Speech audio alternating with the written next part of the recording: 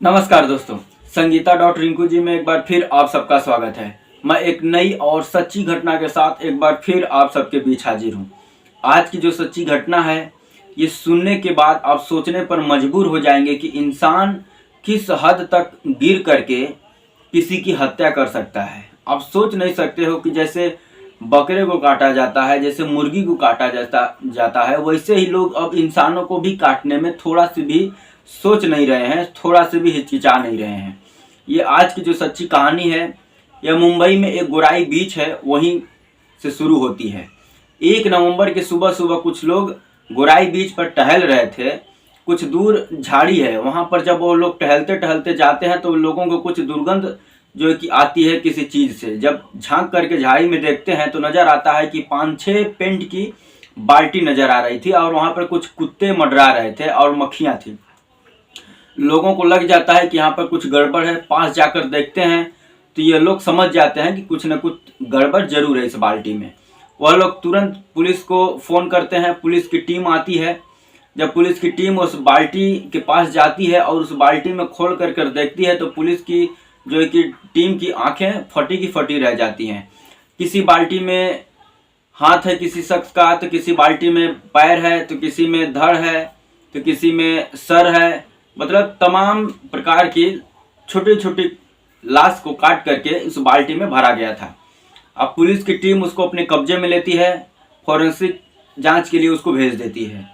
अब पता लगाने की कोशिश करती है गोराई बीच की पुलिस कि ये व्यक्ति है कौन, इसकी हत्या जो है कि किसने की और ये कहाँ का रहने वाला है, इसका नाम क्या है। तमाम प्रकार की छानबीन शुरू होती है।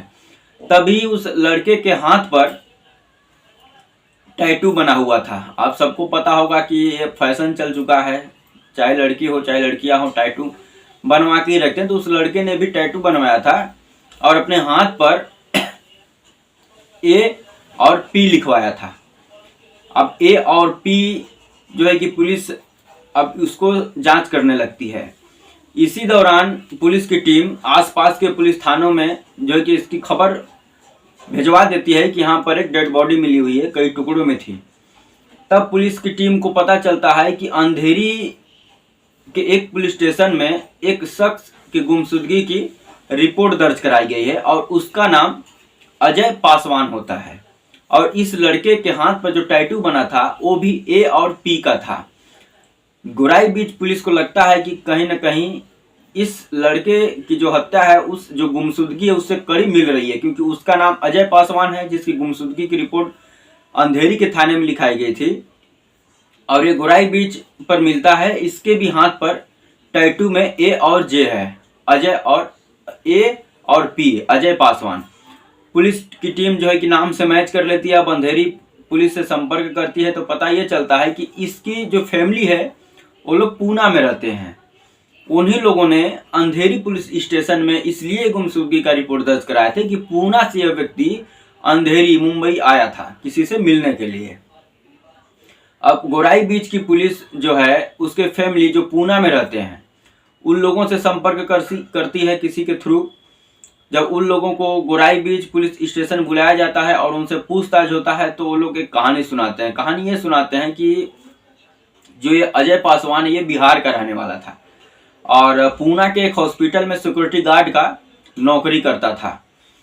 उसी दौरान नौकरी करने के दौरान ही उसी के गांव बिहार की एक लड़की से इसकी नज़दीकियां बढ़ जाती है। उस लड़की के भी किसी रिश्तेदार का उसी हॉस्पिटल में इलाज चल रहा था और इसी दौरान इन लोगों में जान पहचान होती है और नज़दीकियां बढ़ जाता है। धीरे धीरे वो नज़दीकियां प्यार में तब्दील हो जाती है। लड़की दूसरे धर्म की थी। अब इस बात की भनक लड़की के घर वालों को भी लग जाता है और इधर अजय पासवान जो होता है इसके घर वालों को भी लग जाता है। अजय पासवान के घर वाले इसको समझाते हैं। अब उधर जो लड़की के घर वाले हैं उन लोग भी अजय पासवान को धमकी देते हैं, समझाते हैं, इसके फैमिली को भी धमकी देते हैं। उसके बाद ये मैटर गांव तक पहुंच जाता है, यानी बिहार। चूंकि ये दोनों एक ही गांव के रहने वाले थे तो गांव में जो मुखिया होता है, जो प्रधान होता है, उनके थ्रू दोनों के घर वालों को बुला कर समझाया जाता है, समझौता होता है, जिसमें अजय पासवान और उसके फैमिली के लोग ये स्वीकार करते हैं कि अब अजय पासवान उस लड़की से बात नहीं करेगा, उस लड़की के पास नहीं जाएगा, उससे मिलना जुलना सब बंद कर देगा। लड़की वाले अस्वस्थ हो जाते हैं, लोग अपने अपने कामों में लग जाते हैं। लेकिन कुछ दिनों के बाद लड़की के भाई, जिसका नाम अब्दुल सत्तार रहता है, उसको भनक इस बात की लगती है कि अभी भी जो वो अजय पासवान है वो मेरी बहन से बात करता है। अब वो कन्फर्म लेकिन नहीं था, क्योंकि गांव में समझौता हो चुका था, मेल मिलाप भी हो गया था। अब उतनी कटुता नहीं थी दोनों के बीच में। तो अब्दुल सत्तार एक दिन अजय पासवान को फ़ोन करता है, जो कि पूना में रहता है, कि तुमसे मिलना चाहते हैं, जो हुआ सो हुआ, ख़त्म हुआ, गांव घर की बात है, तो एक दिन आओ। तो वह जो अजय पासवान होता है, वह पूना से अपने फैमिली वालों को ये नहीं बताता है कि मैं अब्दुल सत्तार से मिलने जा रहा हूँ। बस ये बोलता है कि मुंबई में मेरा एक दोस्त है, हम उससे जा रहे हैं, मिलकर आएंगे 1-2 दिन में। घर वाले भी सोचते हैं ठीक है बेटा जा रहा है, कोई बात नहीं है। अब वहाँ से पूना से वो निकल जाता है, आता है अंधेरी। अंधेरी में आने के बाद अंधेरी से फिर वह निकल जाता है दहीसर और मीरा। वहीं पर वह सत्तार रहता था, दहीसर और मीरा रोड में।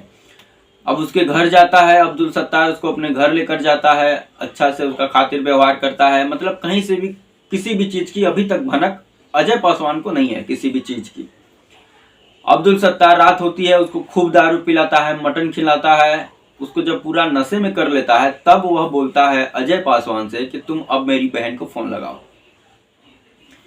ये सुनते ही अजय पासवान पूरी तरीके से चौंक जाता है कि अब्दुल सत्तार ही अपनी बहन को फ़ोन लगाने के लिए बोल रहा है, जिसकी वजह से कुछ महीना पहले अभी पंचायत हुई थी।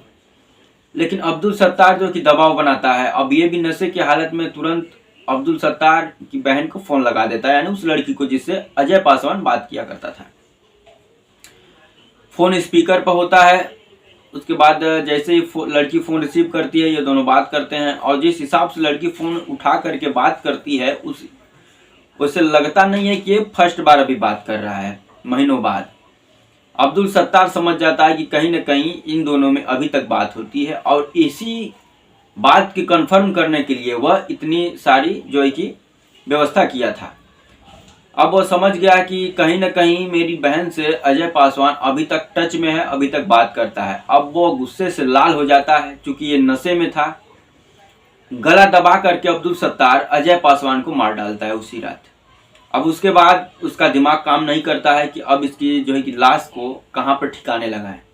तब उसके दिमाग में भारत में चल रहे तमाम ऐसी घटना, जिसमें लोगों को ये पता है कि श्रद्धा मर्डर केस कैसे उसको जो है कि आफ्ताब ने काट के छोटे छोटे टुकड़े करके फ्रिज में रखे और दिल्ली के तमाम जंगलों में फेंक दिया था।